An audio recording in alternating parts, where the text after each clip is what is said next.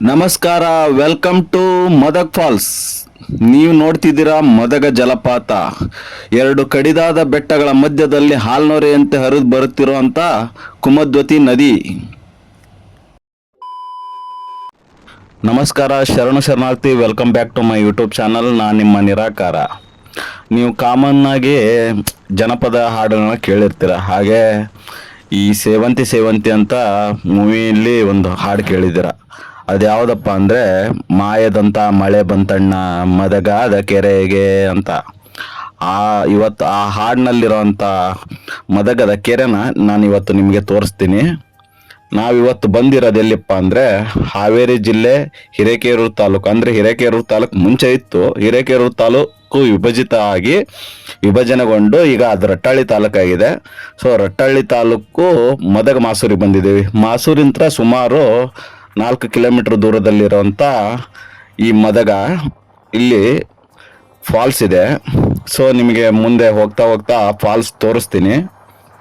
ಇದು ಮದಗದ ಕೆರೆಗೆ ಹೋಗೋ ದಾರಿ. ಇದು ಸುತ್ತಲೂ ಬೆಟ್ಟ, ಮಧ್ಯದಲ್ಲಿ ಈ ಜಲಪಾತ ಇದೆ. ಇದು ಸಾಲು ಮರದ ತಿಮ್ಮಕ್ಕ ಉದ್ಯಾನವನ ಅಂತ ಇದೆ ಇಲ್ಲಿ. ಹೀಗೆ ಮುಂದೆ ಹೋದ್ರೆ ಎಡಗಡೆಗೆ ಸಿಗೋದೆ ಇದು ಮದಗದ ಕೆಂಚಮ್ಮನ ಕೆರೆ. ಇದೆ ಮಾಯದಂತ ಮಳೆ ಬಂತಣ್ಣ ಮದಗಾದ ಕೆರೆಗೆ ಅಂತಾರಲ್ಲ, ಇದೇ ಕೆರೆ ನೋಡಿ. ಇದು ನಮ್ಮೂರಿಂದ ಸುಮಾರು 25 ಕಿಲೋಮೀಟರ್ ಇದೆ. ಇದು ಹಿರೇಕೆರೂರು ಮತ್ತೆ ಶಿಕಾರಿಪುರ ತಾಲೂಕು ಮಧ್ಯದಲ್ಲಿ ಹರಿಯುವ ನದಿ. ಎರಡೂ ಕಡೆ ಬೆಟ್ಟಗಳನ್ನು ಸೀಳ್ಕೊಂಡು ಬರುವಂತ ಒಂದು ಫಾಲ್ಸ್ ಇದು, ಜಲಪಾತ. ಇದು 100 ವರ್ಷಗಳ ಹಿಂದೆ ನಿರ್ಮಾಣವಾದ ಕೆರೆ. ಇದು ಹೆಚ್ಚು ಕಾಲ ಉಳಿಯಲಿ ಮತ್ತು ಒಡೆದು ಹೋಗಬಾರ್ದು ಅಂತಂದು ಈ ಕೆರೆಗೆ ಮಾನವರನ್ನು ಬಲಿ ಕೊಟ್ಟದ ಇತಿಹಾಸ ಇದೆ. ಇದಕ್ಕೆ ಅನೇಕ ವರ್ಷಗಳ ಹಿಂದೆ ಮಾಸೂರು ಮದಗ ಸುತ್ತಮುತ್ತ ಭೀಕರ ಬರಗಾಲ ಇತ್ತು. ಜನ ಅನ್ನ ನೀರಿಗಾಗಿ ಪರಿತಪಿಸ್ತಿದ್ರು. ಆಗ ಊರಿನ ರೈತ ಮತ್ತು ವರ್ತಕ ಮಾಸೂರಿನ ಮಲ್ಲನಗೌಡರು ಮಗಳ ಕನಸಿನಲ್ಲಿ ಬಂದು ಗಂಗೆ ಹೇಳ್ತಾಳಂತೆ, ಜನರಿಗಾಗಿ ಒಂದು ಕೆರೆ ಕಟ್ಟು ಅಂತ ಅಂದು ಅವ್ರ ಬವಣೆ ನೀಗ್ಸೋಕ್ಕೋಸ್ಕರ ಮಲ್ಲನಗೌಡರು ಈ ಕೆರೆ ಒಂದನ್ನು ಕಟ್ತಾರೆ. ಅದನ್ನ ಕಟ್ಟಿದ ಮೇಲೆ ಅದನ್ನ ಪೂರ್ಣಗೊಳ್ಳೋ ಹೊತ್ತಿಗೆಲ್ಲ ಗಂಗಾ ಮಾತೆ ಗೌಡ್ರ ಕನಸಿನಲ್ಲಿ ಬಂದು ಏನ್ ಹೇಳ್ತಾಳಂತೆ, ಈ ಕೆರೆಗೆ ಒಬ್ರು ನಿನ್ನ ಹಿರಿ ಸೊಸೆಯನ್ನ ಬಲಿ ಕೊಡ್ಬೇಕು ಅಂತ ಹೇಳ್ತಾರಂತೆ. ಮಲ್ಲನಗೌಡ್ರು ಊರ ಜನರ ಅಭ್ಯುದಯಕ್ಕಾಗಿ ಕೆಂಚಮ್ಮನ್ನ ಬಲಿ ಕೊಡಕ್ ತಯಾರಾಗ್ತಾರೆ. ಗಂಗೆ ಪೂಜೆ ಮಾಡೋ ನೆಪದಲ್ಲಿ ಕರ್ಕೊಂಡು ಹೋಗಿ ಅಲ್ಲಿ ಪೂಜೆ ಮಾಡ್ತಾರೆ. ಪೂಜೆ ಮಾಡಿ ವಾಪಸ್ ಬರುವಾಗ ಅವಳಿಗೆ ಹೇಳ್ತಾರೆ, ಕೆಂಚಮ್ಮನ್ಗೆ ಅಲ್ಲಿ ಓಲೆ ಬಿಟ್ಟು ಬಂದಿದ್ದೀವಿ ತಗೊಂಬ ಅಂತ ಅಂದು ಕಳಿಸ್ದಾಗ, ಅಲ್ಲಿ ಅವಳ ಓಲೆ ತರಕ್ ಮತ್ತೆ ಕೆರೆ ಬಂದಾಗ ಮದಗದಲ್ಲಿ ಪ್ರವಾಹ, ದೊಡ್ಡ ಮಟ್ಟದಲ್ಲಿ ಪ್ರವಾಹ ಎದುರಾಗಿ ಈ ಕೆಂಚಮ್ಮ ಪ್ರವಾಹದಲ್ಲಿ ಕೊಚ್ಚಿ ಹೋಗ್ತಾಳೆ. ಹಾಗಾಗಿ ಇದಕ್ಕೆ ಕೆಂಚಮ್ಮನ ಕೆರೆ ಅಂತ ಬಂದಿದೆ. ಮದಗದ ಕೆಂಚಮ್ಮನ ಕೆರೆ ಅಂತ ಇದಕ್ಕೆ ಹೇಳ್ತಾರೆ. ಅದಕ್ಕೋಸ್ಕರನೇ ಇದನ್ನ ಮದಗದ ಕೆಂಚಮ್ಮನ ಕೆರೆ ಅಂತ ಹೇಳ್ತಾರೆ. ನಾವೀಗ ಮುಂದೆ ಬಂದು ಡೆಡ್ ಎಂಡ್ ಬಂದಿದ್ದೀವಿ. ಸರಿಸುಮಾರು 1000 ಎಕರೆ ಇರುವಂಥ ಈ ಕೆರೆ ಅಥವಾ 1858ರಲ್ಲಿ ಬ್ರಿಟಿಷ್ ಗೌರ್ಮೆಂಟ್ ಮತ್ತೆ ಇದನ್ನು ದುರಸ್ತಿ ಮಾಡ್ತು.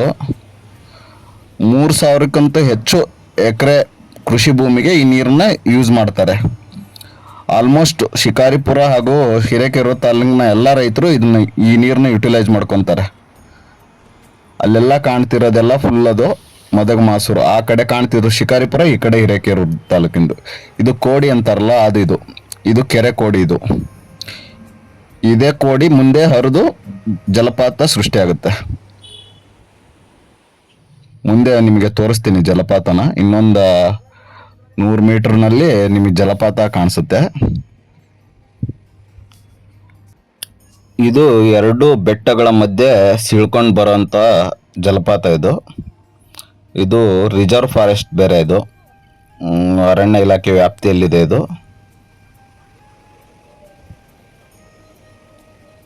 ಈಗ ಬಂದ್ವಿ ಜಲಪಾತದ ಹತ್ತಿರ. Welcome to Madag falls. ಇದೇ ನೋಡಿ ಮದಗ ಫಾಲ್ಸ್, ಮದಗ ಜಲಪಾತ. ಶಿವಮೊಗ್ಗ ಜಿಲ್ಲೆ ಶಿಕಾರಿಪುರ ತಾಲೂಕು ಹಾಗೂ ಹಾವೇರಿ ಜಿಲ್ಲೆ ರಟ್ಟಿಹಳ್ಳಿ ಮತ್ತು ಹಿರೇಕೆರೂರು ತಾಲೂಕಿನ ರೈತರ ಜೀವನಾಡಿಯ ನದಿ ಇದು.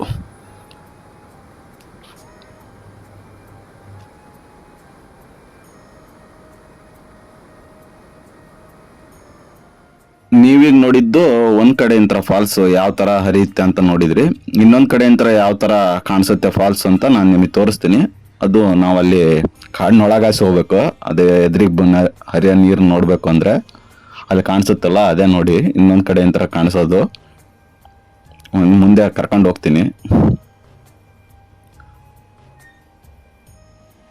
ನಿಮ್ಮ ಎದುರಿ ಕಾಣ್ತಿದೆಯಲ್ಲ, ಇದು ಮದಗ್ ಫಾಲ್ಸು. ಇದು ಕುಮದ್ವತಿ ನದಿ. ಇದು ಶಿಕಾರಿಪುರದಿಂದ ಹರಿದು ಮದಗದ ಕೆರೆಗೆ ಬರುತ್ತೆ. ಈ ನೀರು ಬಂದು ಅಲ್ಲಿಂದ ಕೆರೆ ಕೋಡಿ ಬಿದ್ದು ಈ ಥರ ಫಾಲ್ಸ್ ಕ್ರಿಯೇಟ್ ಆಗಿ ಹರಿಯುತ್ತೆ. ಈ ಕುಮದ್ವತಿ ನದಿ ಮುಂದೆ ಮಾಸೂರು, ರಟ್ಟಳ್ಳಿ ಈ ಹೋಗಿ ಹೊನ್ನಾಳಿ ಹತ್ತಲಿರುವಂಥ ತುಂಗಭದ್ರಾ ನದಿನ ಸೇರುತ್ತೆ. ಇದು ತುಂಗಭದ್ರಾ ನದಿಯ ಉಪನದಿನೂ ಹೌದು. ಮಲೆನಾಡಿನ ಸೆರಗಿನಿಂದ ಬರೋದಿದು. ಇನ್ನು ಈ ಕುಮದ್ವತಿ ನದಿ ಆಲ್ಮೋಸ್ಟ್ ಸುಮಾರು ದೂರ ಹರಿಯುತ್ತೆ. ಇದು ನಿಮ್ಮ ಬಲಭಾಗದಲ್ಲಿ ಕಾಣ್ತಿರೋದು ಶಿಕಾರಿಪುರ ಬಾರ್ಡ್ರು, ಹಾಗೆ ನಿಮ್ಮ ಎಡಭಾಗದಲ್ಲಿ ಕಾಣ್ತಿರೋದು ಹಿರೇಕೆರೂರು ತಾಲೂಕು ಬಾರ್ಡ್ರು. ಎರಡರ ಮುಗಳ ಮಧ್ಯೆ ಹರಿಯೋದೇ ಈ ಕುಮದ್ವತಿ ನದಿ. ಹಾಗಾಗಿ ಇದನ್ನ ಮದಗ್ ಫಾಲ್ಸ್ ಅಂತಲೂ ಕರೀತಾರೆ. ಬೆಟ್ಟದ ಮೇಲಿಂತ್ರ ಈ ಥರ ಕಾಣಿಸುತ್ತೆ ಈ ಫಾಲ್ಸು. ಅದು ವ್ಯೂ ಪಾಯಿಂಟು. ಅದಕ್ಕೆ ಸರಿಯಾಗಿ ಒಂದು ವ್ಯೂ ಪಾಯಿಂಟ್ ಅಂತ ಒಂದು ಇಲ್ಲ, ಇಲ್ಲಿ ಸರಿಯಾಗಿ ನೋಡೋಕ್ಕೂ ಆಗಲ್ಲ ಅಲ್ಲಿ ನಿಂತ್ಕೊಂಡು. ಸುಮಾರು 1000 ಎಕರೆ ಇರುವಂಥ ಕೆರೆ ಆಲ್ಮೋಸ್ಟ್ ಇದು 800 ಲೆವೆಲಿಗೆ ತೊಗೊಂಬಂದಿದ್ದಾರೆ ಈಗ ಎಲ್ಲ ಒತ್ತುವರಿ ಮಾಡ್ಕೊತ. ಇಲ್ಲಿ ಯಾರೋ ಕೇಳೋರಿಲ್ಲ ಹೇಳೋರಿಲ್ಲ. ಇನ್ನು ಇಲ್ಲಿ MLAಗಳು ಹೆಂಗಪ್ಪ ಅಂದರೆ ವರ್ಷ ಮಳೆಗಾಲ ಆದಾಗ ಇದು ಕೆರೆ ತುಂಬುತ್ತಲ್ಲ, ಇದಕ್ಕೆ ಬಾಗಿನ ಅರ್ಪ್ಸಕ್ಕಷ್ಟೇ ಬರೋದಷ್ಟೇ ಮೀಸಲವರು. ಇನ್ನು ಇಂಪ್ರೂವ್ಮೆಂಟಿಗಂತೂ ಅಲ್ಲ. ಮುಂದೆ ಫ್ಯೂಚರ್ನಾಗಾದರೂ ಇದು ಇಂಪ್ರೂವ್ ಆಗುತ್ತಾ ಅಂತ ಭರವಸೆ ಇಟ್ಕೊಂಡು ನಾನು ಇಲ್ಲಿಗೆ ಈ ವಿಡಿಯೋನ ಮುಗಿಸ್ತೀನಿ. ಎಲ್ಲರಿಗೂ ಒಳ್ಳೆಯದಾಗಲಿ. ಜೈ ಹಿಂದ್, ಜೈ ಕರ್ನಾಟಕ, ಜೈ ಕನ್ನಡ.